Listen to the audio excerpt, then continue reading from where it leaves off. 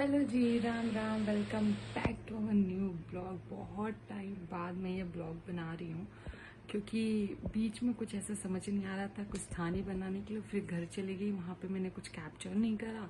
उसके बाद आई तो मेरी फ्रेंड की शादी थी, उसमें मैंने कुछ कैप्चर नहीं करा। तो आज मैं ब्लॉग बना रही हूँ क्योंकि आज मैं जा रही थी धुलने कपड़े जो मैंने शादियों में पहने थे। एक्चुअली मैं ये दिखाना चाहती हूँ कि लड़कियों को कपड़े कितने ज़रूरी हैं। मतलब हर एक ओकेज़न पे कुछ ना कुछ चाहिए। मैं सिर्फ एक दिन के लिए गई थी, एक दिन भी नहीं, कुछ घंटों के लिए। मतलब 1 तारीख की शादी थी और 1 तारीख को मैं 1:30 बजे पहुंची थी। उस दिन के लिए मैंने पूरे 5 जोड़ी कपड़े लेके गई थी। सच में मैं दिखाती हूँ जो कपड़े मुझे धुलने हैं। ये मेरे पूरे 5 जोड़ी कपड़े हैं जिसको मुझे अभी धुलने हैं। तो मैं आपको 1 बाय 1 करके दिखाती हूँ। सबसे पहले ये जो पेटीकोट है, ये एक रेड कलर की साड़ी है जो मैंने साड़ी ली थी, बट इसको मैं पहनी नहीं अभी क्योंकि ये मेरी एक फ्रेंड ने कैरी करा था, तो उसने ये वाली साड़ी डाली थी। रेड कलर की है, ये ऑर्गेंजा प्लस सिल्क में है। तो ये पूरी मतलब हैवी साड़ी है। नीचे के जो बॉर्डर है पूरे ऐसे बॉर्डर है। तो ये मैंने पहना तक नहीं है। इसका मैं आपको ब्लाउज दिखाती हूँ। ब्लाउज कहाँ गया? हाँ, ये इसका ब्लाउज है। ये इसके पीछे का, ये आगे। ठीक है, तो अभी मुझे इन सबको धुलना है। एक जोड़ी हो गया। एक ही मेरा सूट है, इसको भी मैं लेके गई थी।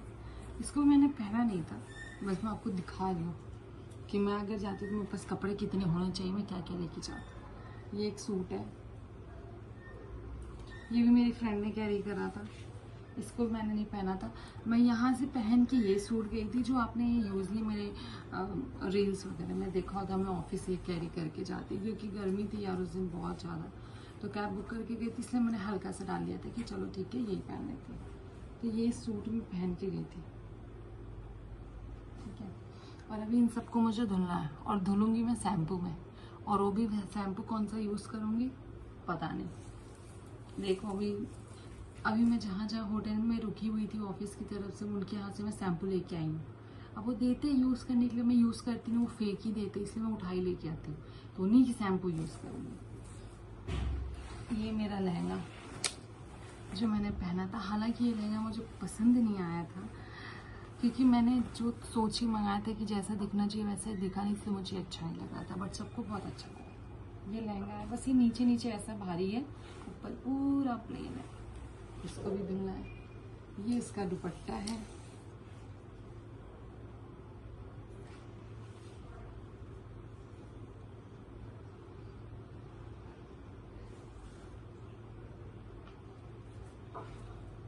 इन सब का मैं लुक आपको इसको ब्लॉग में अटैच कर दूंगी। और एक ये इसका ब्लाउज, इसका ब्लाउज बहुत प्रिटी था। मतलब बनने के बाद मैंने सारे में पीछे लटकन के साथ ही बनवाया था। गला कम रखा था, लटकन ज़्यादा लगवाया था। पिन के साथ यहाँ पे ये लटकन है। ये मेरा फेवरेट ब्लाउज जो मैं पिछले 3-4 साल से यूज़ कर रही हूँ ना, ये बढ़ रहा है ना घट रहा है। तो उसके लिए मैंने ये वाली साड़ी डाली थी जो मेरी फेवरेट है, एकदम हल्की, एकदम प्लेन सिंपल सी। ये मैंने कैरी करा था। ये लहंगा मैंने करा था, ये सूट मैंने करा था। देन उसके बाद मैंने ये मेरी ब्लैक कलर की साड़ी जिसका ब्लाउज ऐसा है कुछ। ठीक है, ये मेरी ब्लैक कलर की organza type organza silk sari कह सकते हो आप इसको। ये पूरी प्लेन, बस नीचे ऐसे थोड़े से लेसेस हैं। तो मुझे ऐसी साड़ियाँ बहुत पसंद है जो एकदम प्लेन और सिर्फ बॉर्डर बॉर्डर पे कुछ कुछ काम हो। तो मुझे ऐसी साड़ियाँ बहुत ज़्यादा पसंद है। तो ये इसका ये साड़ी थी, उसमें ये छोटू सा लेस। ये लेस भी इतना बड़ा था कि मेरी कमर छोटी पड़ गई इसमें। इतने में तो मेरी कमर आ जाती है, इतना पूरा घूम के पीठ पे आ जाता था। बट ये जिन्होंने बनाया था ब्लाउज, उन्होंने बहुत अच्छा काम करा है क्योंकि दिल्ली में यही मैं ब्लाउज बनवाने जा रही थी। कैन यू बिलीव प्राइस 1600 पर पीस।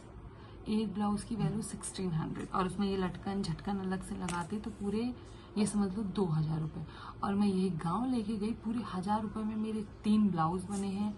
ये लेसेस ये वाले कमर में बांधने के लिए, सारे में लटकन लगे हैं, पेटीकोट सिला है, लहंगा सिला है और फॉल पीको सब हुआ है 1000 रुपये में।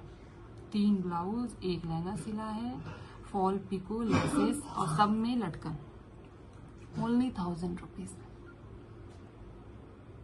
तो अभी ये मुझे धुलना है। और मैंने शादी में कितने ड्रेस कैरी किया था, एक पहन के गई थी, एक ब्लू कलर की साड़ी डाली थी, ब्लू कलर का लहंगा डाला था, ब्लैक कलर की साड़ी डाली थी, और मेरा एक आपने देखा होगा